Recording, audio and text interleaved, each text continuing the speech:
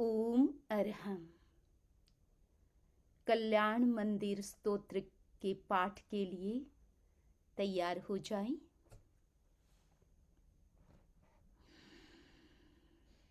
कल्याण मंदिर मुदारमवद्य भेदी भीता भय प्रदमनिन्दितमङ्घ्रिपद्मम् संसार सागर निमज्जद शेष जन्तु पुतायमानमभिनम्य जिनेश्वरस्य यस्य स्वयं सुरगुरुर्गरिमाम्बुराशे स्तोत्रं सुविस्तृतमतीर्ण विभुर्विधातुम्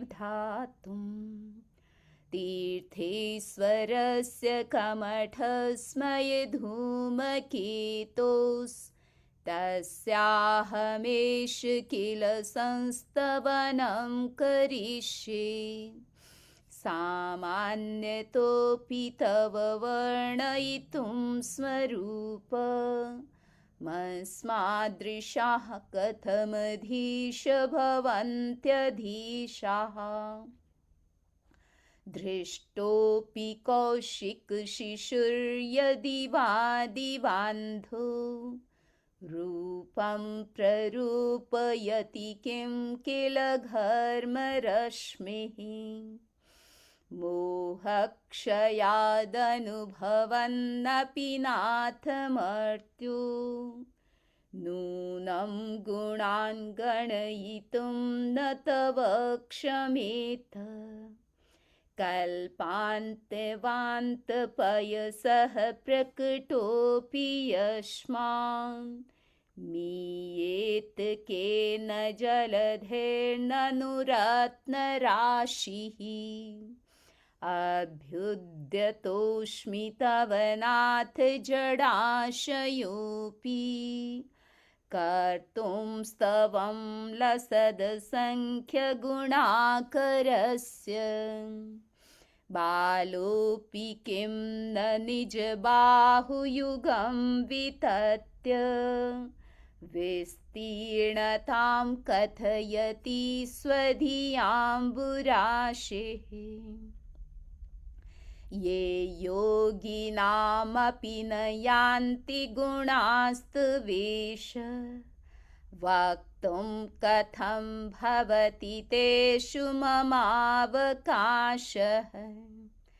जाता तदेवमसमीक्षितकारितेयं जल्पन्ति वा निजगिराननुपक्षिणोऽपि आस्तां मचिन्त्य महिमाजिनसंस्तवस्ते नामापि पाति भवतो जगन्ति तीव्रातपोपहतपान्थजनान्निदाघे प्रीणाति पद्मसरसः सरसो नीलोऽपि रेद्वर्तिनि त्वयि विभो शिथिलीभवन्ति जन्तुः क्षणेन निबिडा अपि कर्मबन्धाः सद्यो भुजङ्गममया इव मध्यभागमभ्यागति वनशिखण्डिनि चन्दनस्य मुच्यन्त एव मनुजाः सहसा जिनेन्द्र रौद्रैरुपद्रवशतैस्त्वयि वीक्षितेऽपि गोस्वामिनि स्फुरिततेजसि दृष्टमात्रे चोरैरिवाशुपशवः प्रपलायमानैः त्वं तारको जिनकथं भविनां त एव त्वामुद्वहन्ति हृदयेन यदुत्तमाङ्घ्रिः तरन्तः यद्वादृतिस्तरति यज्जलमेष नूनं मन्तर्गतस्य मरुतः स किलानुभावः यस्मिन् हर प्रभृतयोऽपि हतप्रभावः सोऽपि त्वया रतिपतिः क्षपितः क्षणेन विद्यापिता हुतभुजः पयसाथ येन पीतं न किं तदपि दुर्धर्वाडवेन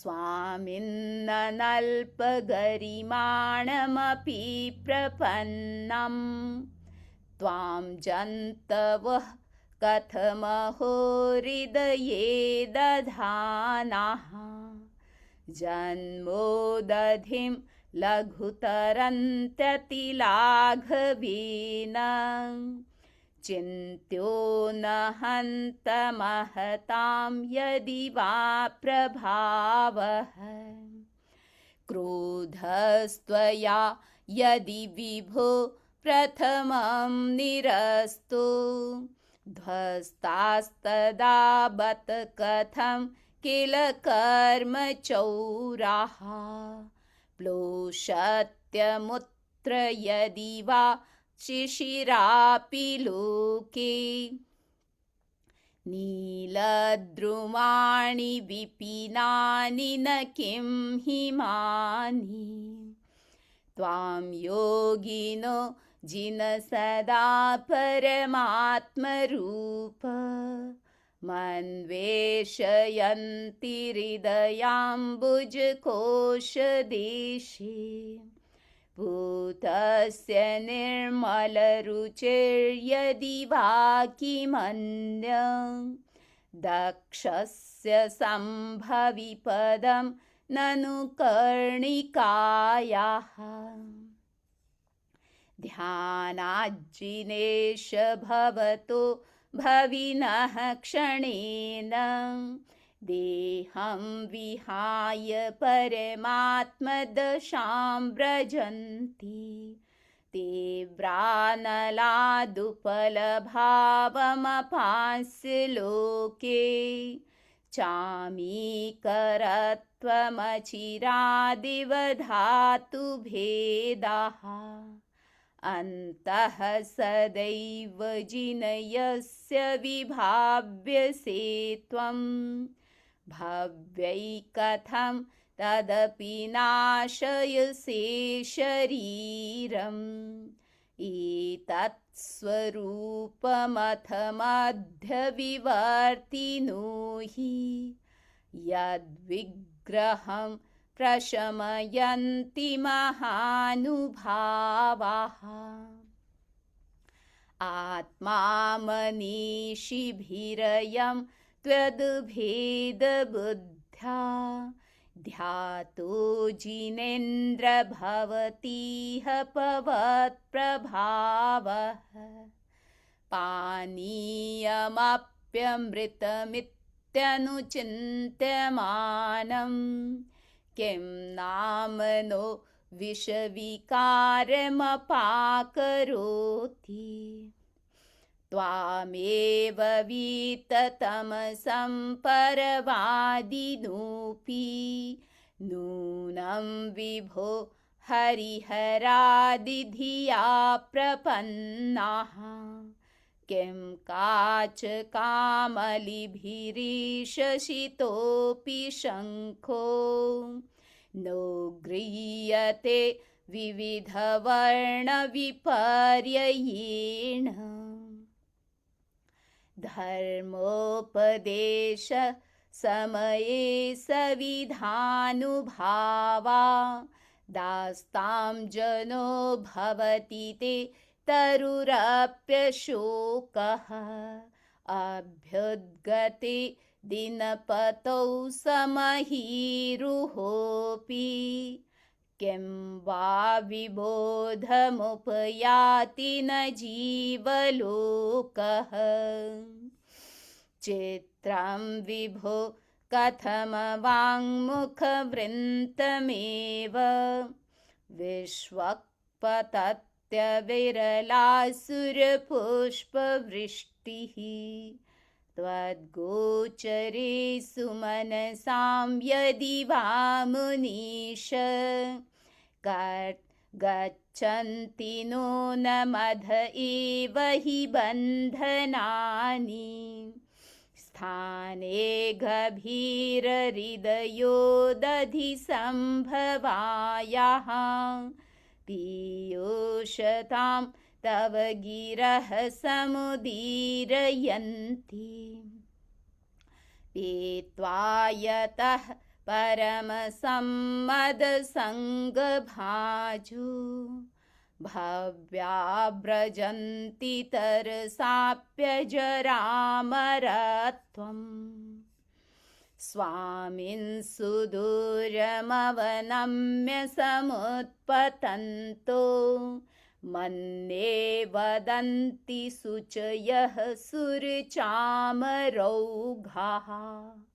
येऽस्मै नतिं विदधति मुनिपुङ्गवाय ते नूनमूर्ध्वगतयः खलु शुद्धभावाः।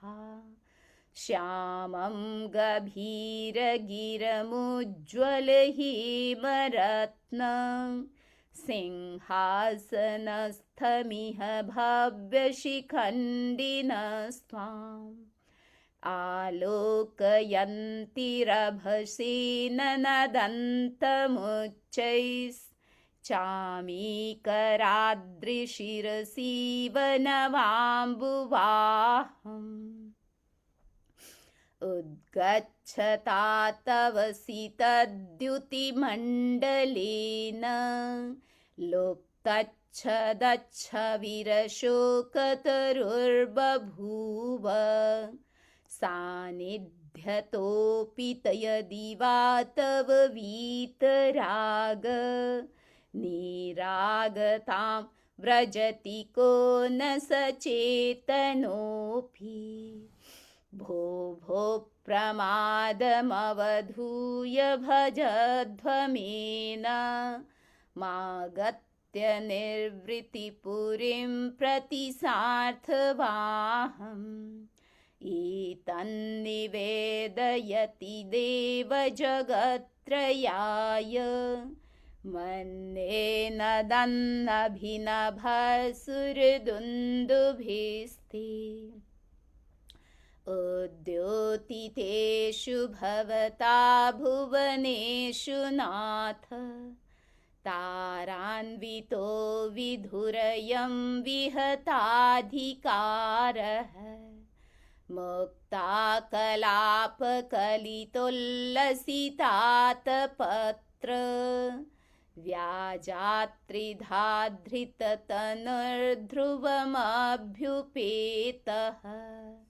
स्वेन प्रपूरितजगत्त्रयपिण्डितेन कान्तिप्रतापयशसामिव सञ्चयेन माणिक्यहेमरजत प्रविनिर्मितेन सालत्रयेन भगवन्नभितो विभासि। दिव्यस्रजो जिननमत्रिदशाधिपाना मुत्सृज्य रत्नरचितानपि मौलिबन्धान् पादौ श्रयन्ति भवतो यदि वा परत्र। त्वत्सङ्गमे सुमनसो नरमन्त एव। त्वं नाथ जन्मजलधिर्विपराङ्मुखोऽपि यत्तारयस्य सुमतो निजपृष्ठलग्नान्। युक्तं हि पार्थिवनिपस्य सतस्तवैव चेत्रं विभो यदसि कर्म विपाकशून्यः विश्वेश्वरोऽपि जनपालकदुर्गतस्त्वं किं वाक्षरप्रकृतिरप्यलिपिस्त्वमीश अज्ञानवत्यपि सदैव कथञ्चिदेव ज्ञानं त्वयि स्फुरति विश्वविकासहेतुः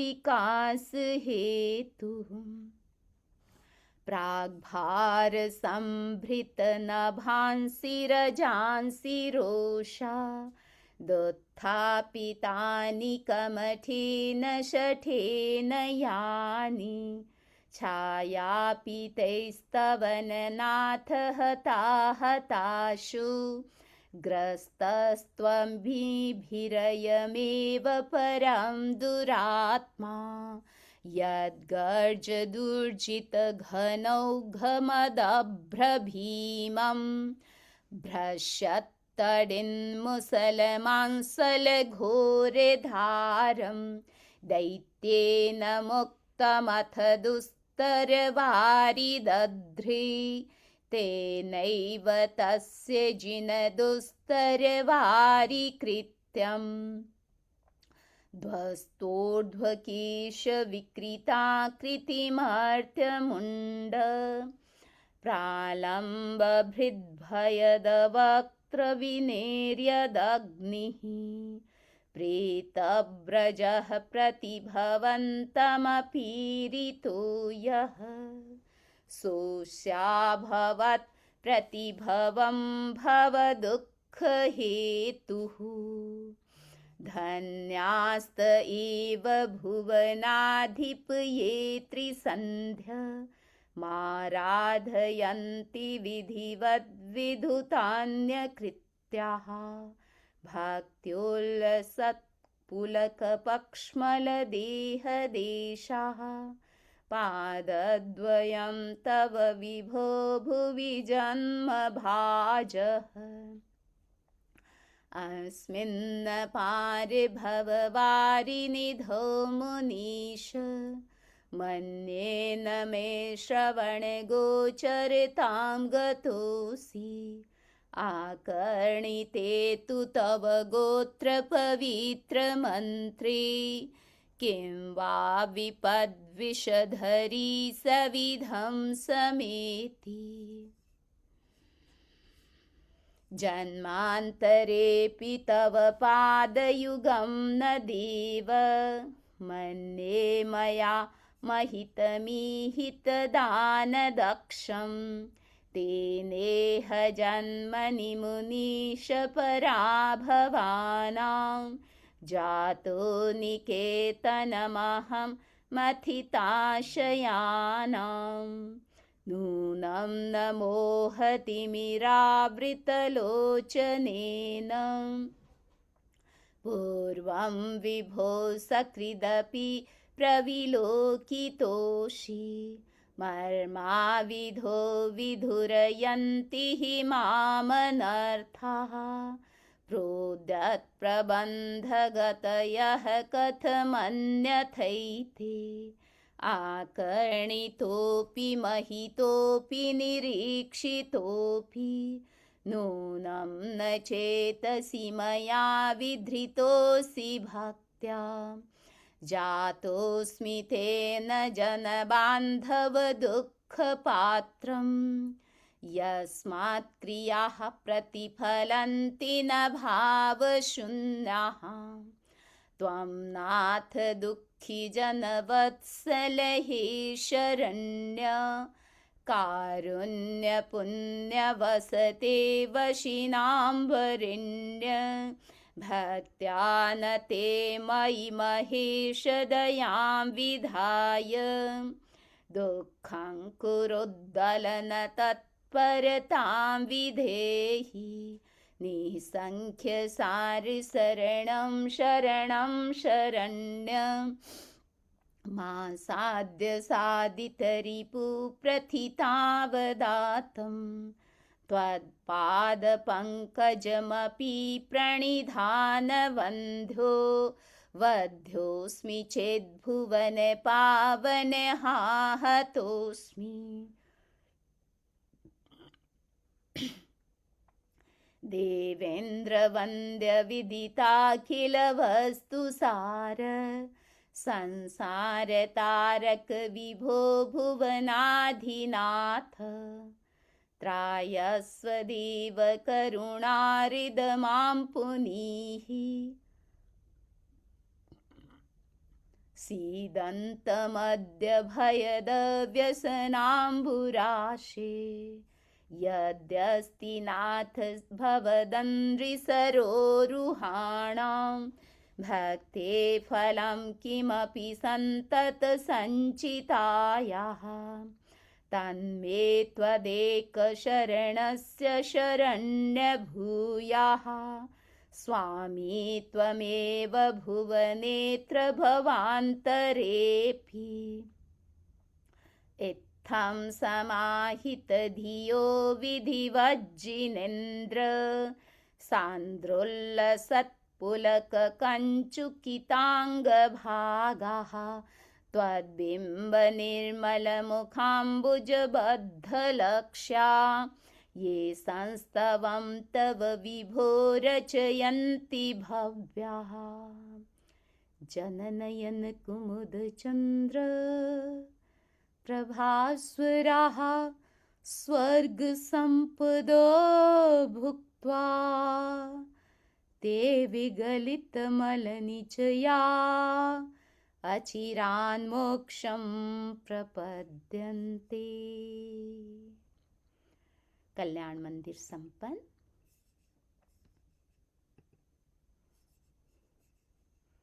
7 बार भगवान पार्श्वनाथ का स्वास्थ्य और शरीर सुरक्षा के लिए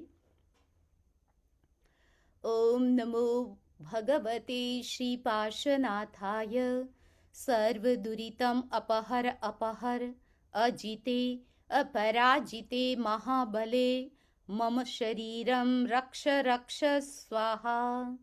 ओम नमो भगवते श्री पार्श्वनाथाय सर्वदुरितम अपहर अपहर अजिते अपराजिते महाबले मम शरीरं रक्ष रक्ष स्वाहा।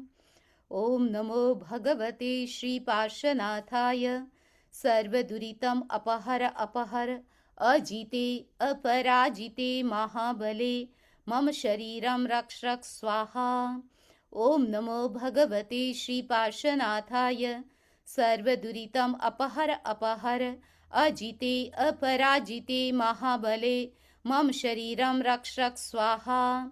ओम नमो भगवते श्री पार्श्वनाथाय सर्वदुरितम अपहर अपहर अजिते अपराजिते महाबले मम शरीरं रक्ष रक्ष स्वाहा। ओम नमो भगवते श्री पार्श्वनाथाय सर्वदुरितम अपहर अपहर अजिते अपराजिते महाबले मम शरीरं रक्ष रक्ष स्वाहा। ओम नमो भगवते श्री पार्श्वनाथाय सर्वदुरितम अपहर अपहर अजिते अपराजिते महाबले मम शरीरं रक्ष रक्ष स्वाहा। मंगल पाठ।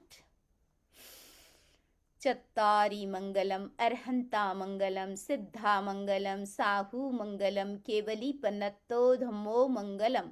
चत्तारि लोगुत्तमा अर्हंता लोगुत्तमा सिद्धा लोगुत्तमा साहू लोगुत्तमा केवली पन्नत्तो धम्मो लोगुत्तमो। चत्तारि शरणं पवज्जामि अर्हन्ते शरणं पवज्जामि सिद्धे शरणं पवज्जामि साहू शरणं पवज्जामि केवली पन्नतं धम्मं शरणं पवज्जामि। विघ्नहरण मंगलकरण स्वाम भिक्षु नो नाम गुणोलक सुमिरन किया सरे अचिंत्या काम अंगूठे अमृत बसे लब्धि तना भंडार श्री गुरु गौतम समरिये वांछित फलदातार मन वांछित फलदातार। ओम अरहम।